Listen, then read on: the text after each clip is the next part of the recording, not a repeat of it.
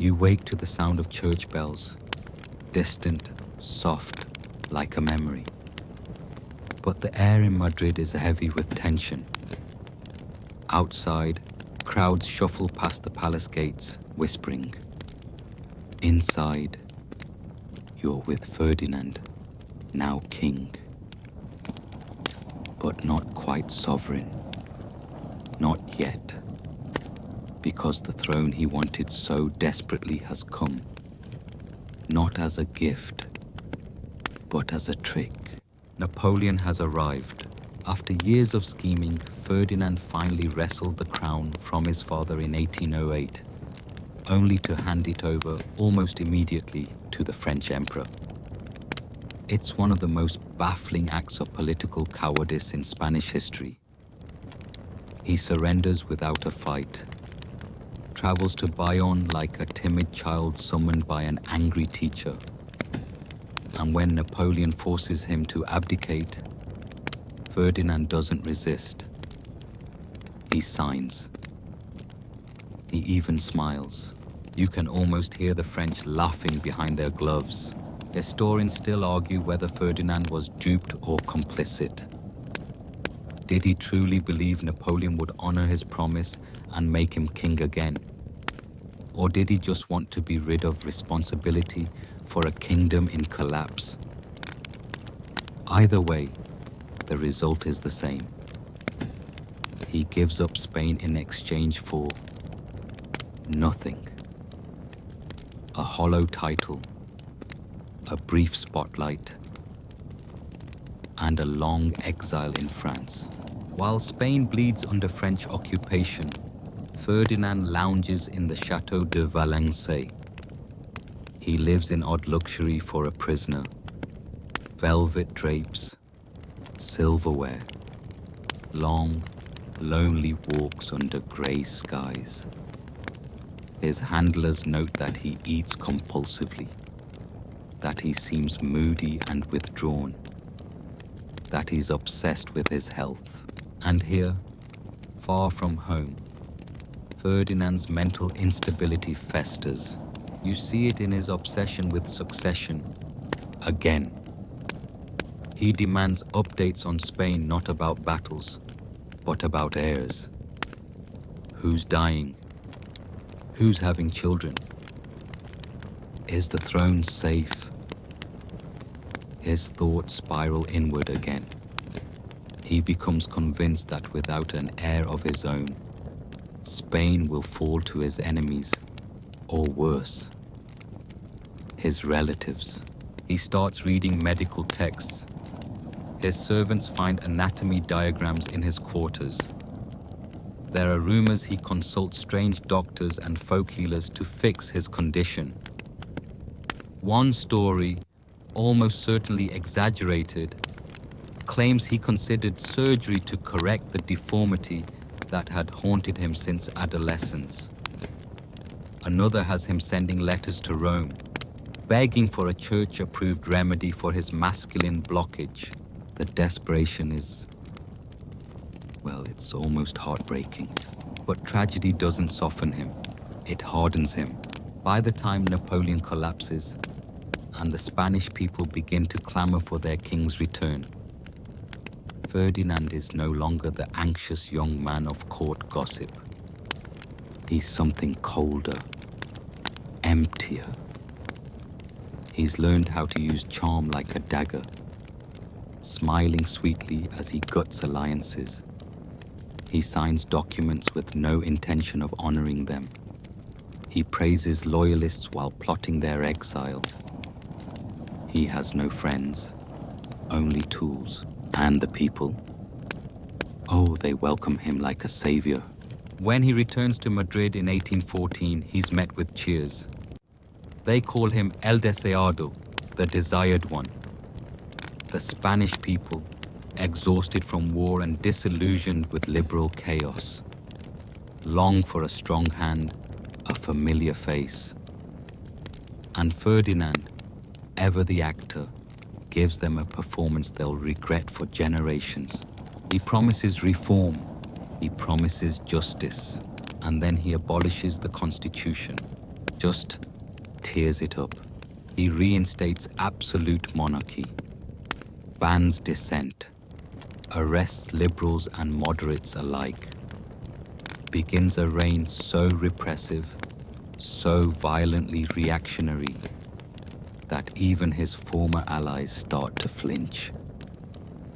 Secret police, torture chambers, exiles, executions, all the symptoms of a paranoid king clinging to power, terrified of ridicule, betrayal, and infertility.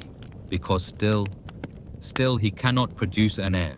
3 wives, no surviving children. His first marriage to Maria Antonia of Naples ended in tragedy. She died young, reportedly from tuberculosis. But whispers suggest her health was destroyed by repeated failed pregnancies. The autopsy, if it ever happened, was never shared. Ferdinand buried her and moved on. Cold, quick, distant. His second wife, Maria Isabel of Portugal, fared no better. She bore him a daughter who died in infancy, and then she too died from complications after childbirth. Friends of the Queen claimed Ferdinand never showed real affection, that he blamed her for their misfortune, that he grew colder with each failure. By the third marriage, to Maria Josepha Amalia of Saxony, things had spiraled into absurdity. The poor woman was so devoutly Catholic she reportedly refused consummation until receiving papal permission. And by then, Ferdinand had grown so erratic, so unpredictable, that even papal paperwork couldn't fix the damage. The marriage remained childless, and Ferdinand's mood, let's just say, it didn't improve. Here's where the lines between psychology and power get blurry, because now every policy seems personal. He targets educated women in court, suspicious of their influence. He refuses to delegate authority, terrified of being overshadowed. He lashes out at the press, convinced they mock him in code, and always the lurking shame, the suspicion that every noble snicker is about him, about what he cannot do, about what he lacks, about what he is.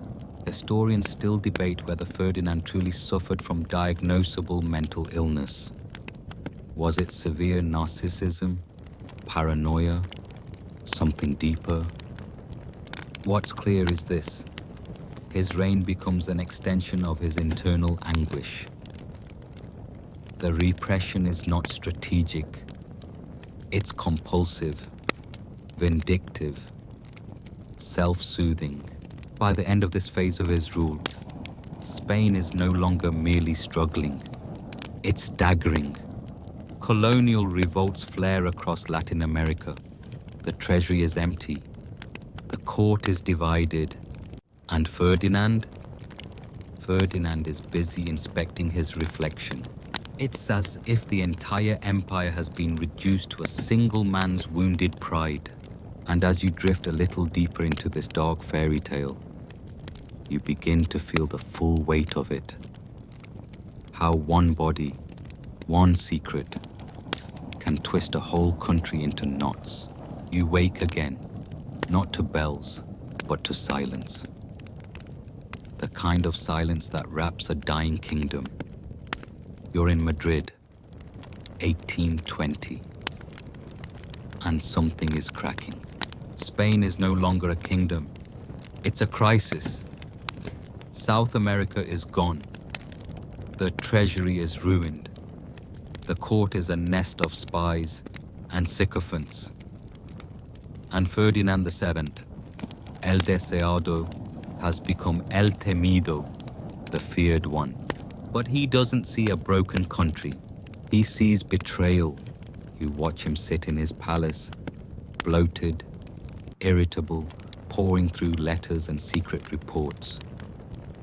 His fingers tremble as he reads about soldiers defecting, generals plotting, liberals murmuring of revolution. He sees enemies in every direction and under every bed. He stops sleeping. He starts interrogating servants personally. His orders grow darker, bloodier, stranger. The doctors say he's suffering from melancholia, that his digestion is failing, that his liver is swollen and black. He refuses to eat certain foods, terrified of poison. He demands to see physicians every morning, then ignores their advice. He drinks bitter herbs and prays obsessively for a miracle, not for peace, not for his people, for an heir, because that is what haunts him more than Napoleon, more than the liberals, more than God himself. He has no son, 3 wives gone, no crown prince, no one to inherit his name, his power, his paranoia, and so at 45 he marries again. You stand at the edge of the royal chapel, watching the candlelight flicker on the face of his 4th wife, Maria Cristina of the 2 Sicilies. 16 years old, pale, silent, trained to obey. She doesn't know what awaits her. No one does. But Ferdinand is desperate. This is not marriage. It's a royal science experiment. He changes his diet. He bathes more often. He even exercises. Awkward, stiff, wheezing laps around the palace courtyard. The court physicians craft a special regimen to improve his virility, filled with boiled roots, bloodletting, and bitter tinctures. Rumors swirl of alchemical salves and aphrodisiacs. One servant claims to have seen Ferdinand burning prayers at midnight over a jar of preserved goat testicles. It would be absurd if it weren't so tragic. You want to look away, but you can't. Because this time, it works. In 1830, against every odd, Maria Cristina becomes pregnant.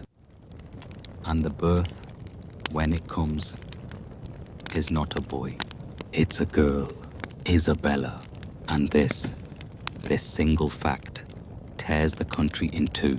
You hear it first in whispers, then in newspapers, then in angry mobs. The law, as it stood, forbade female succession. The Salic law, imported from France by Ferdinand's grandfather, said only men could rule. But Ferdinand, faced with the spectre of his hated brother Carlos inheriting the crown, issues a decree, the pragmatic sanction. His daughter will be queen. You watch as the court splits. Half cheer, the liberals, the centrists, the hopefuls. Half rage, the Carlists, the absolutists, the old guard. Ferdinand, by now barely able to walk, drags himself into council chambers to argue, to command, to rewrite the very fabric of Spain's monarchy. Because the alternative, in his eyes, is worse than war. It's humiliation. It's Carlos ruling from his bedchamber, Carlos laughing at him, Carlos crowning his son, while Ferdinand leaves nothing behind but shadows and rumors. The strain accelerates his decline. He swells with fluid, his teeth rot, his legs grow black with ulcers. The physicians bring leeches, then mercury, then nothing. His mind wanders. He mumbles to portraits. He caresses old baby clothes. He keeps a locket of Isabella's hair under his pillow and mutters prayers for a future she will never understand. You stand at the foot of his deathbed, 1833. The room is dark. The priests whisper. The air smells of incense and decay. Ferdinand VII dies clutching the hand of a 3-year-old girl. His final legacy? A child monarch, a divided kingdom, and a civil war that will last years. Because Carlos does not accept the pragmatic sanction, his supporters rise. They declare war in his name.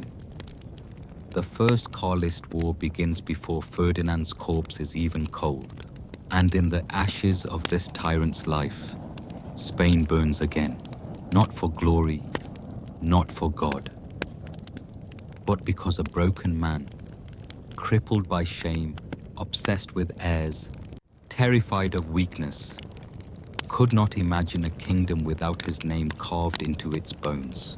The story of Ferdinand VII ends with gunsmoke and cradle songs, a monarch dead, a baby queen, and a nation forced to pay the price for one man's body, one man's secrets, one man's fear. The bells